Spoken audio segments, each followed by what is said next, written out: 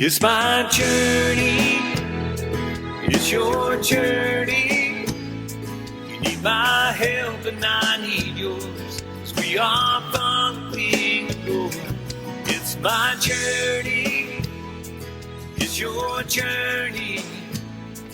We won't make The Lord used dreams in Don Bosco's life to guide him, direct him, assure him, and affirm him. Pope Pius IX told him to write them down. When the Pope learned 9 years later that Don Bosco had not written them, he ordered him to do so.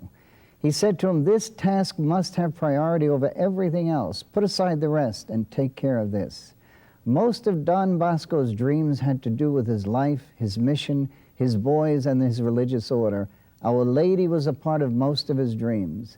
There is one dream of Don Bosco's that Penny and I use in all our talks. He shared this vision with his boys on May 30th, 1862. He saw two huge columns on a storm-tossed sea. In between the two columns was a large ship, the ship of the church, with our vicar, the Pope, at the helm. All around the ship were smaller ships and boats, some friendly, some enemies, all geared up for battle. The Pope was trying to anchor the ship of the church in between the two great columns. The larger one was the Eucharist, the smaller, Our Lady, Help of Christians. A great battle went on through the night. The Pope was wounded. He got up again. He was killed. There was a shout of victory from the enemy ships, but that Pope was replaced by a new Pope. Finally, the Pope managed to anchor the ship of the church in between the Eucharist and Our Lady. The enemy ships were defeated. They were retreating as the friendly ships let out a shout of joy for their victory. A great calm covered the sea.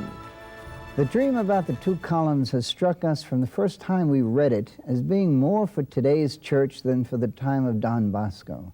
We think of this vision as a directive to follow the greatest strengths of our church, the body of Christ in the Eucharist, the Mother of Christ, Mary, through the Vicar of Christ, our Pope.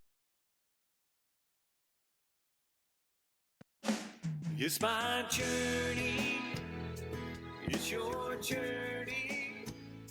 You need my